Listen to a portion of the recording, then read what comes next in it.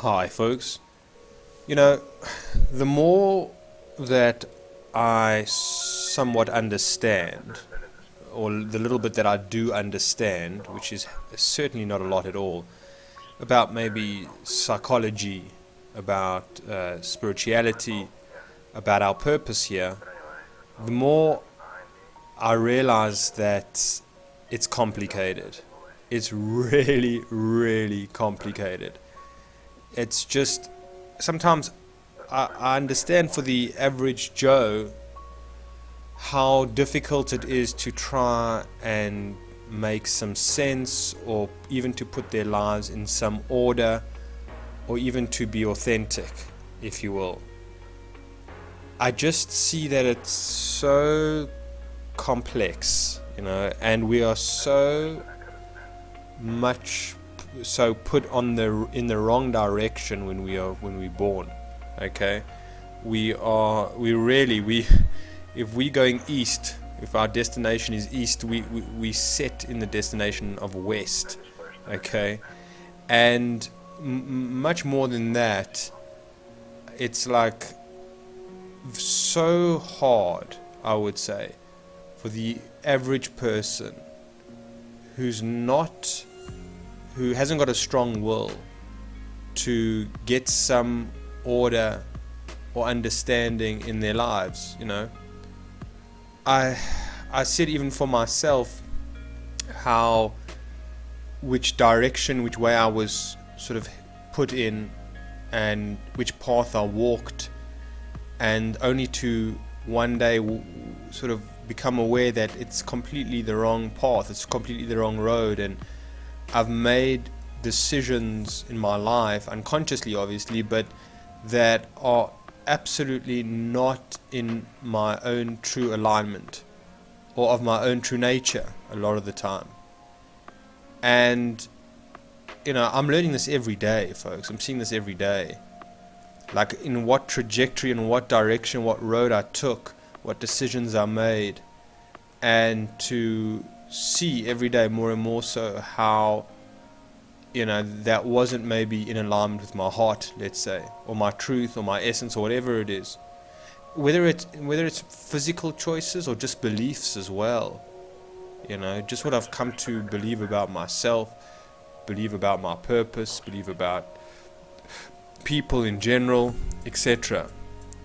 Like day by the day, I see more and more so, and understand a little bit further. And so for myself, somebody who spent a hell of a lot of time on this, somebody who's, I think, was always different, folks, from day one, I've always been an inquirer, a dreamer, if you will, somebody who I feel is in pursuit of passion, in pursuit of love, in pursuit of truth, etc., etc. That's kind of been I would say, my ethos, or my intention, or just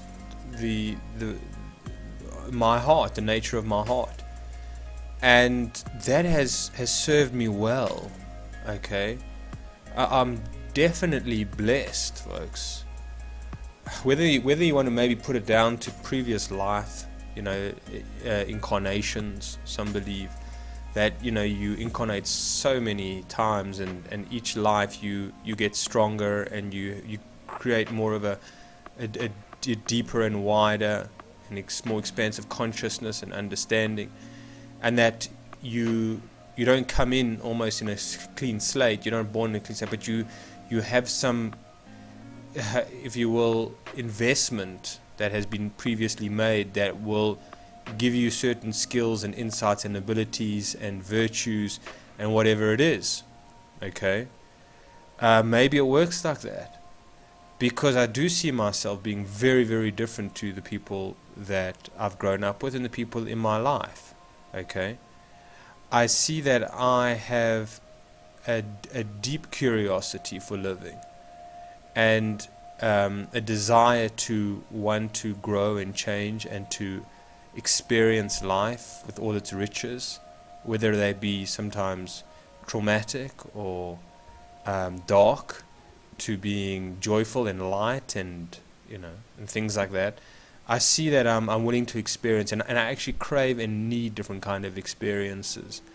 I cannot fit into any sort of category, or sort of 9 to 5, let's say, in a metaphoric way. I can't take on the set sort of plan of intention that we are given by culture and society and religions and whatnot. Like, I can see for myself that it's just not within me. I just don't have the patience for it. I don't have the desire for it. I don't even have the know-how. I really tried. I mean, when I left school, even in school, I tried to get good grades. I tried to go to university. I tried to find, friends, social groups, all follow the religion and I tried, and it was agonizing, and soul depleting in a way. And so it was just within my nature that I couldn't conform. There was no option about it. It wasn't something that I had to sort of fend off or fight against in a way, in other words, I didn't have any strong ability to conform or to make it in the ideal, or scripted life, in a way, in the Truman Show. It just wasn't within me, and it's always been that way. Always been a dreamer, if you want to call it, in this context. Not to be asleep, but to dream. Okay, and what I mean by dream is to imagine that there is more to life than the one that we are offered, or the narrative that we are given. Like, for myself, it's always been more, and it's never been satisfying what I was given or handed down or taught or impressed upon or something or other. So it never satisfied. It never quenched my curiosity. All right, and so why me? And why you folks out there listening to this? Some of you may have always felt different your whole life, okay? And others of you may have not, but certainly within the last few years, perhaps maybe a decade or two, you felt this, okay? You've come to know this about yourself, all right? And you've come to rather embrace your differences, or your uniqueness or your individuality, more so lately than probably in your earlier years of coming across this. For myself, I didn't embrace my uniqueness or my individuality, and how extreme I am about others, as others go about their way, and how extreme my way is. I often am in awe and sometimes concerned about how extremely different I am to others. It's like sometimes, I found myself this December, a white guy from the city in the country, spending time with village people, black African village people, who don't really speak English, okay, who live without running water and without electricity, okay, with a completely different culture. And this is the way that I chose to spend my vacation time. Not to join the others who all flock to the beaches and, from the city that I live in, that they all go where everyone else goes and does the standard type of holiday or vacation, family, whether it be with family or, mostly family. For myself, it's like, there I find myself mixed upon the only white person in a village of 150 black African people. It's like, and if any member of my family had to actually see me, they know that I go to the country, but they had to see me, like actually spending time sort of in a village hut in a way, almost, if you want to call it, they would honestly say, even friends, not just anybody that I know from the city, anybody, almost anybody from the people that I, where I was raised from or whatever, people who know me for a long time, they would say that you have lost the plot, like there's something absolutely wrong with you. So that's just an example, folks, but it's extreme. Imagine that. And I'm not just there for a few days, right? I'm there for a while, And so I can ask myself this question, like, what's within me? Like, why am I so different? Why am I this extreme? Really, so extreme. And what I'm saying is that it amazes me, even in my thinking, right? Even in my understanding, to the limited degree of understanding that I have, of how not just fringe, okay, but extreme in a way it is, or different it is. I'm saying into other stresses. What I'm saying is that the majority of people are so stressed, their lives are so bloody complicated, and they have no idea why. Like, I realize this. I know friends of mine that are in marriages, not so much friends anymore, but they're in marriages. They got into way too early. They had kids way too early on in the game. They chose a career path that wasn't for them, okay? And they wake up in an absolutely hell type of world. And at times they might say, well, my wife is, giving me a hard time. Or my kids are, not respecting me or something. They might see a small tip of the iceberg of the things that are causing them discomfort in their lives and a disingenuine life. And they and also on a very superficial level, or not even on an existential level. They won't see that their life is ticking by, right? And they've had to play by somebody else's rules for so long that they don't even know who they are, where they're coming, or where they're going. They wake up in an absolute nightmare, and they don't even know that they're in a nightmare. They just think it's just a bad day. My wife's having a bad day. I don't know, my kid's got the flu. My boss is being an a-hole. So no, it's so much further than that. It's so much more than that. But you can't even grasp the perspective of how far you are from a life that will be pleasing to you, joyful to you, empowering to you, that resonates with who you are, that's bringing out the best of who you are, you are becoming stronger and more insightful and greater support and influence to others in your life. In other words, you are so far removed that if you had to see the distance between where you could possibly be and where you are now, you'd have a crisis. You would have an absolute nervous breakdown. Again, also existentially, because you look at your age and maybe you're 45 and you realize, 45 years? This has been going on. I've been married to this woman for, let's say, 25 years or 20 years, and I don't even love her.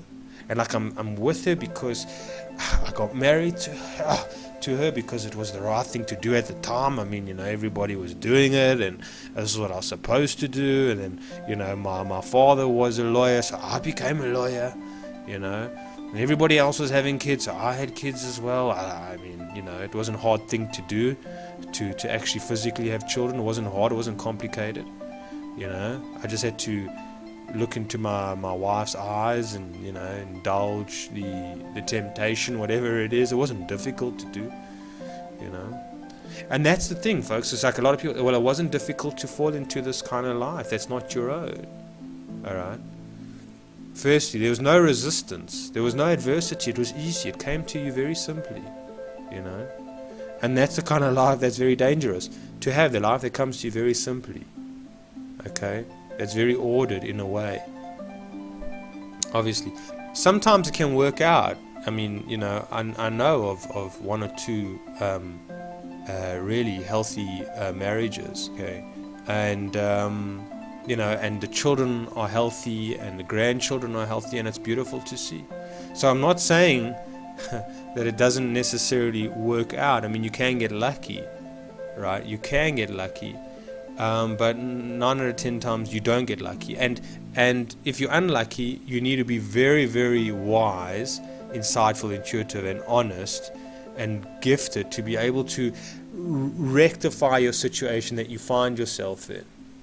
So sorry, I'm jumping the gun here. What I'm saying on the one hand, one level, is that you realize, let's say you hit 40, you're 45 years old, and your life's not your own, and you don't want to continue the way that it is, but you don't know anything else, you don't know any better, and you don't know what else to do. So you carry on what it is, and so the existential angst just keeps on, the dread, it keeps coming in to a certain degree, so you've got to numb it even more. Like, your true purpose is sort of knocking at the door. The calling is saying, okay, now enough now. You're having a bit of you're going into a depression now.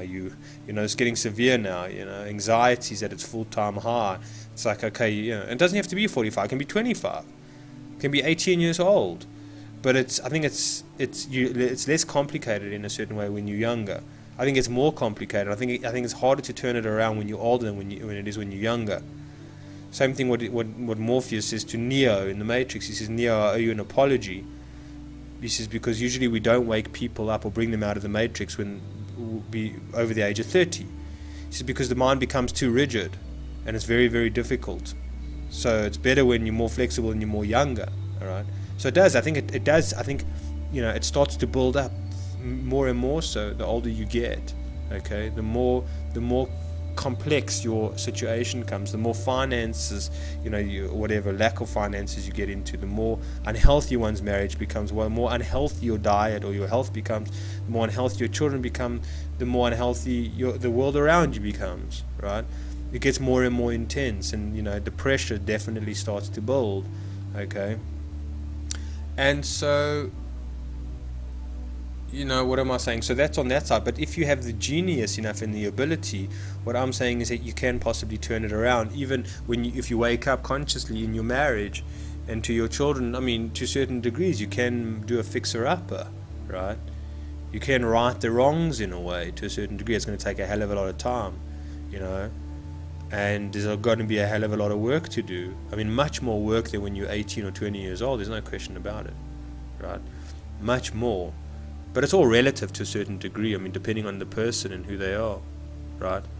And so this is how I got onto that talk, that side of things, was because I was saying that some of us are born with an awareness, deeper awareness or intuition or sensitivity or something like that, and we're able to a bit more steer clear of the potential traps of culture and society.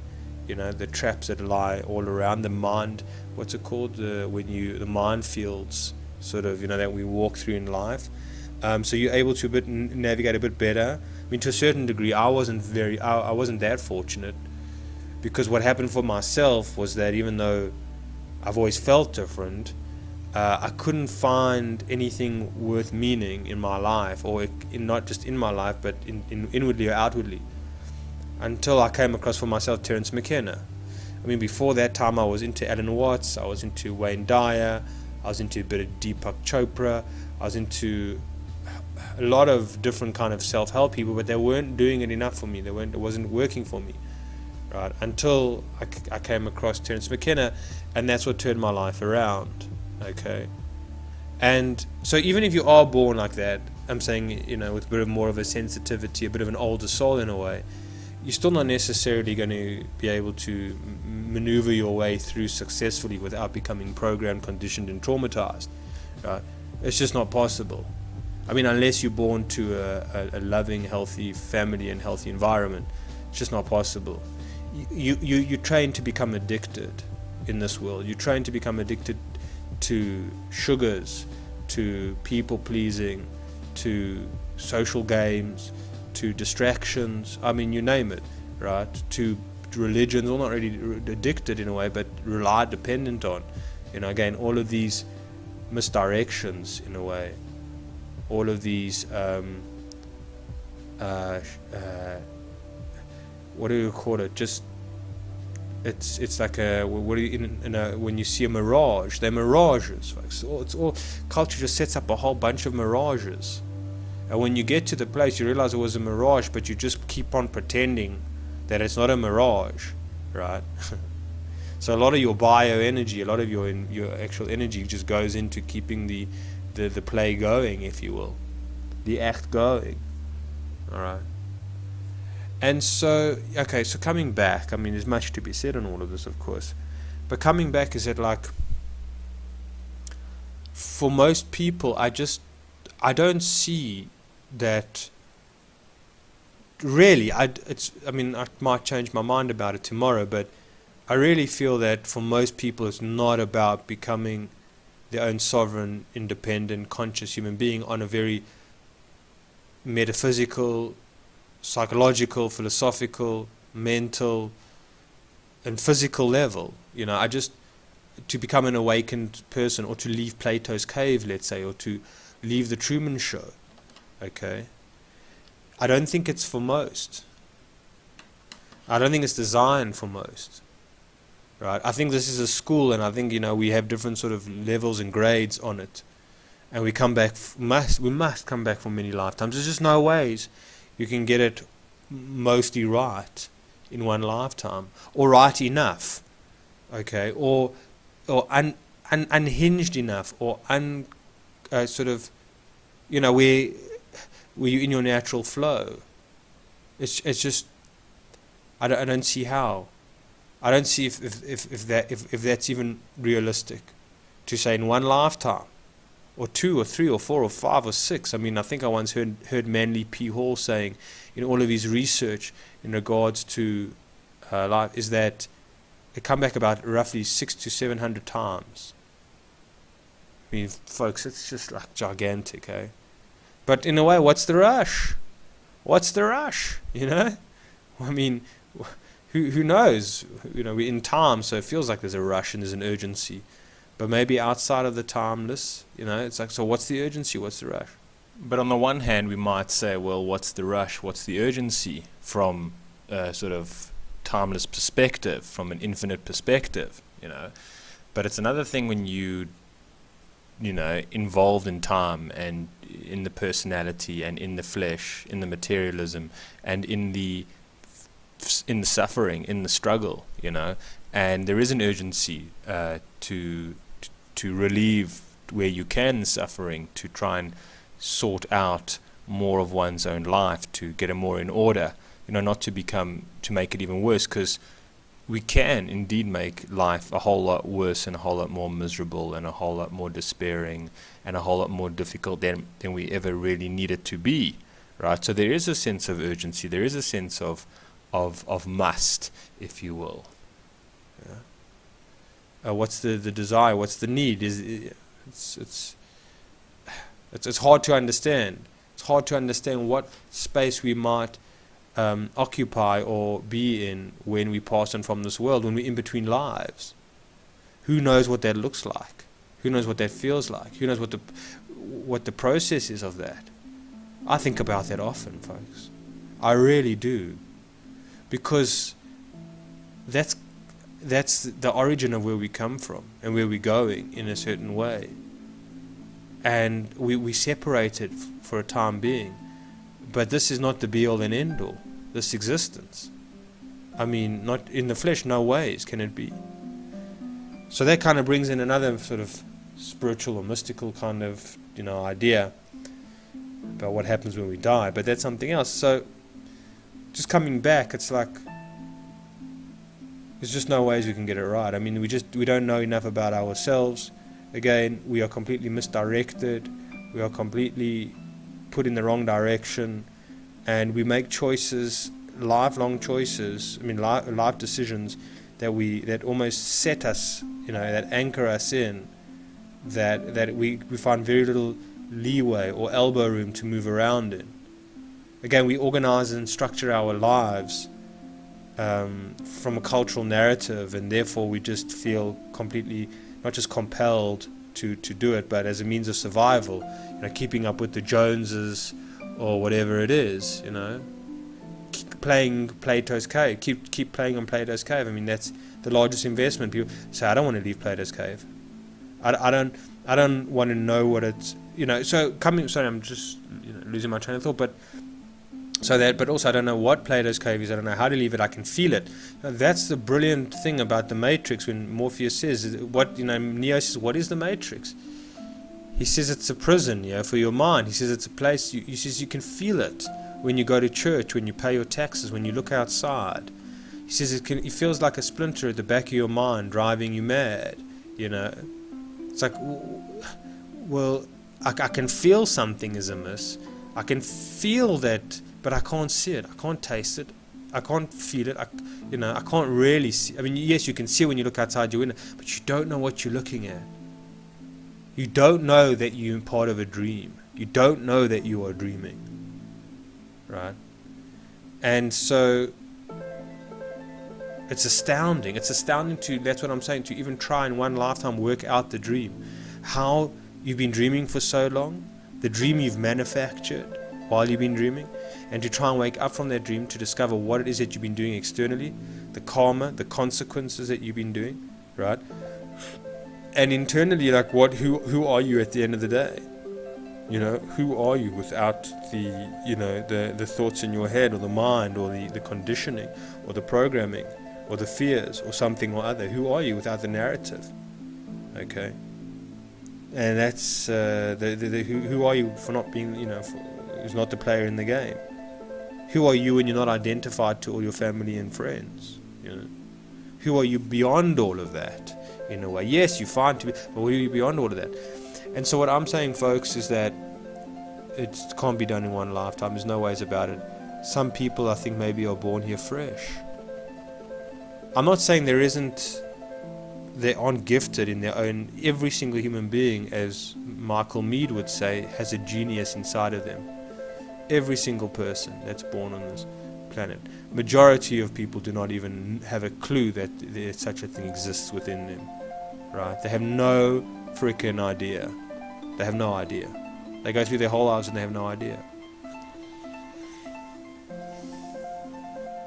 And so it takes a lot of time.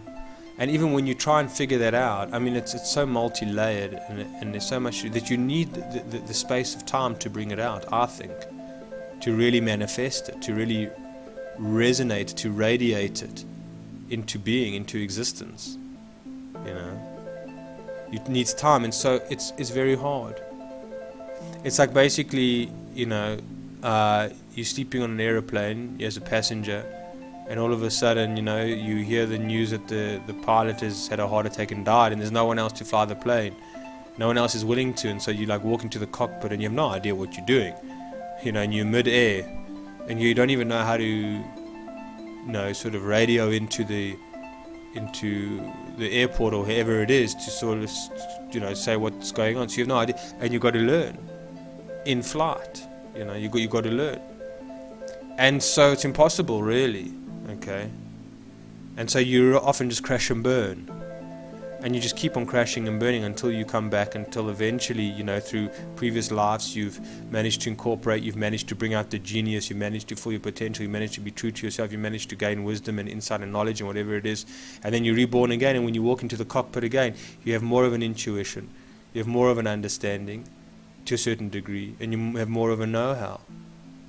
You know, folks, isn't it interesting? Like, I used to play PC games. I know this has been going on for some time, this talk, 40 minutes. I know that I used to play PC games. I think I used to play Mortal Kombat, actually, where it comes to mind, that dreadful game. And, you know, like, I'd get to the main guy, you know, the final guy at the end. And he had, like, 4 arms, and he would generally win, right? He'd beat me most of the time, but, you know, so I'd lose, and then, you know, I'd die, and I'd have to maybe replay again from the beginning. But now I had more experience, you know, than I did the time before, you know, and now I'm playing all the other weaker players, you know, my opponents, and finally I get to the main guy again with the 4 arms, and I learn his weaknesses, I learn my own strengths, and so I'm able to sort of give him more of a challenge, but he beats me again, and so I just keep on repeating it, you know, gaining more strength, gaining more insight, gaining more skill and ability, and to finally beat him. Okay, but there was no ways, like I said, when I first started playing Mortal Kombat and I finally reached the guy with 4 arms, you know, whatever it was, the final dude, that I could have beaten him. There was just no ways. So I had to just repeat until I was able to beat him.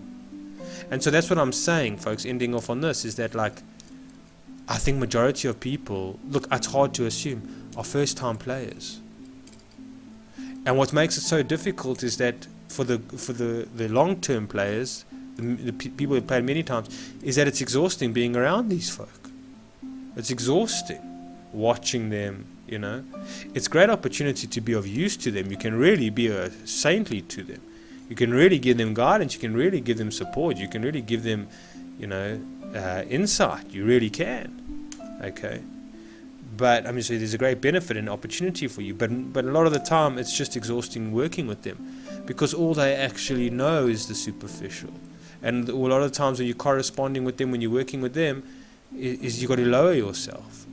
And, yes, they teach you patience, they teach you tolerance, right? They teach you to have a thicker skin about yourself. They teach you how to have boundaries in place. They teach you they even teach you how to disrespect yourself, They teach you how to mistrust yourself. I'm saying even from upbringing. It's what they teach you. And so it's, here's an old soul that's born, let's say, to new souls. What's going to happen, folks? What do you think is going to happen? Right? What do you think is going to happen? What kind of upbringing are you going to have? If you think about it. What kind of treatment are you going to have? What kind of trauma are you going to go through? And so you'll have a big beef with them. And this is a talk that I wanted to do for another time, which discusses the idea of victimization and evil and the devil, actually, which is a very bizarre notion, but I think they're very much in tune, or connected with one another. And so that's the thing. So it's like we witness the younger souls, if you will. I'd like to consider myself a bit of an older soul. I don't think there's anything wrong with that. Again, it's not about a judgment. It's not that anyone's better than anybody else. I don't look at a newborn baby and say, hey, look, I can walk and you can't, I look at that newborn baby with awe and beauty and the innocence that it holds, and it's the potential that I'm just, amazed by it. I don't necessarily always feel that way about your average Joe folk, the dreamers, the sleepers, let's say. I think there's a difference between the sleepers and the dreamers. But some of the sleepers are the people in my life, folks. Some of them are relatives of mine. Some of them are so-called friends of mine, and I love them. There's no judgment here. But they challenge me. There's no question about it. And so maybe that's how it works nicely, is that, for the older souls, you're really challenged. You're not around with a group of it's not majority old souls or old players in the game, or old, you know what I'm saying. It's not like that. All right. And so that's what gives such an adversity to the whole thing. That's what gives us because you feel what's sacred. You know what's important, you know what's pure, you know what's true. And you just see the younger souls, whatever, is mucking it about, taking the piss with it. Destroying it all, planet Earth, Mother Gaia, with all their wars and all their, plastics and all their chemicals and whatever it is. It's and all their religions and whatever it is. It's hell, what the hell, come on now. Wake up, people. And you say, what do you expect them to wake up to? They're not ready to wake up. They're not ripe yet. And a way that apparently some ancient people used to understand what evil was as something that just wasn't ripe yet. And that's a way of understanding that way they kind of understood evil. So a lot of souls are not ripe yet. Okay? They're not necessarily ripe. And so it gives us a bloody hard time for the people that are ripe, It's like the people who want peace, and they want stillness, and they want honesty, and they want truth, and they want integrity, and they want love, and they want sacredness. These folk, they don't want that. They don't desire it whatsoever. They don't even know it exists. Their soul, their spirit desires it, but they don't know it. They don't even know what it is. And so that's what makes living on this planet very interesting. Being incarnated in this sort of play is very interesting. There's no question about it. The problem, though, is I wanted to do a talk on blame. I want to blame my parents. Well, I used to blame my parents. Just we can go on about this for some time. I used to blame them a lot. In fact, everybody in my life. Again, what I was speaking to this older woman about earlier on, I'm saying how she also blames. Victimizes, blaming and blaming. Well, you should know better. You should be more awake. You should be more sensitive. You should be more supportive. You should be more understanding. You should be more loving, unconditionally. That's what I would say to people. Whatever it is. And so, what am I saying? So, I'm getting carried away here. So, it's. There's much to be said here, because so what's left for what is the duty of the older soul? Well, that's another discussion. And what's the responsibility of a younger soul? What's their responsibility? What's their responsibility? and is to have experience, and to crash and burn. I remember what I was saying now. Is that what I'm saying is that I used to have blame, I used to have hatred, and sometimes I do. When I see somebody doing something mindless, whether they're talking on their cell phone while going through a red traffic light with, the children in the back of their car, and they do something mindless. I see movies that are mindless, that are dangerous, and they advertise to children, and I just see mindless things happening. I see parents not really thinking about what they're saying to their children and how they're actually making them feel so anxious and insecure, and things like that. Or I see people, overeating and overspending and whatever it is. It's like, greed, gluttony, When I see what people are doing to the planet and themselves, it's like I get very angry. Why wouldn't I? I sometimes hate them, okay? And then sometimes, so I have moments of that, and then other times I have moments of, this is they've come here to play. They come here to have this experience. And so, if you're going to hate them, you're going to maybe carry that hate and misunderstanding of what's really going on to your next world, or wherever it is, and you're going to have massive regret.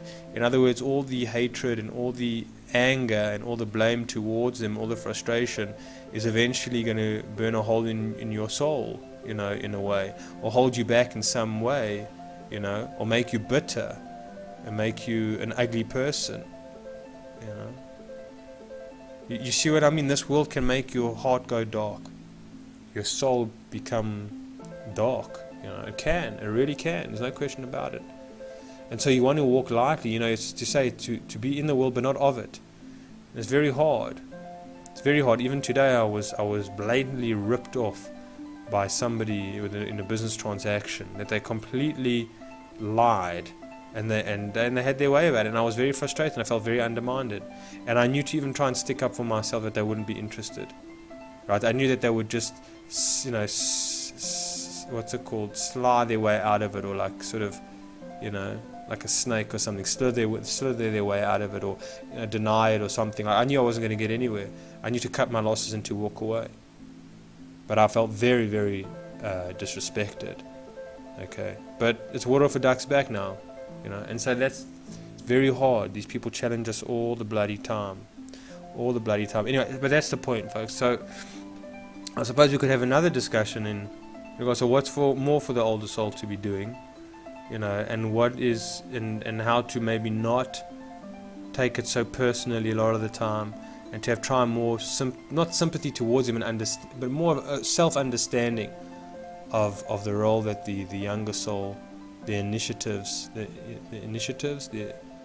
newcomers play, right? And again, don't judge. I mean, I'm not judging. I don't know who's new and who's old in a way. Sometimes I can feel it. But people surprise me all the time, who sometimes I've thought was an old soul was a new soul, and was like, wow, I didn't see that coming at all. Their sensitivity, their depth. They were like a dormant old soul. Or maybe they were a new soul that all of a sudden became an old soul very quickly, or somehow. Or maybe they were just on the verge. Maybe they had, 50 lifetimes incarnated, and all of a sudden, boom, within this lifetime. So, anything can happen, folks. Magic. Anything's possible, Anything's possible. Who knows how it works on the spiritual level of things, Anyway, folks, that's my sort of rant for that for now. I didn't expect to go on for, let's see how long, 51 minutes. Probably lost most of the audience, maybe just a few still hanging in there. So if you made it this far, again, I do appreciate it.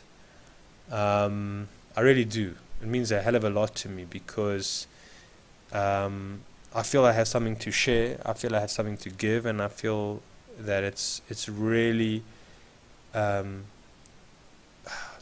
beautiful when it's received. It's one thing for myself giving, but it's another thing for other people to receive. In your receiving, it's how you give back to me. So I appreciate the time that you've taken to listen all the way through. And I'm sure that most likely you're an old soul. Fellow brothers and sisters. I mean, we all are in a way, I mean, I could go on about, like, let's say when we pass on from this world, maybe we we hang around the old souls, new souls, and we talk about the experience. And wow, that was unbelievable. Let's incarnate again and see what happens. And then the old soul and the new soul can't even stand each other, because there's a lot of ego, or more the new soul maybe won't really tolerate the old soul so much because it's too preoccupied, it's too egoified, it's too identified, it's whatever it is. It hasn't got the language yet to understand this on the soul level. All right, folks, enough of that for now. Enough chatting. I'll chat to you soon. Take care.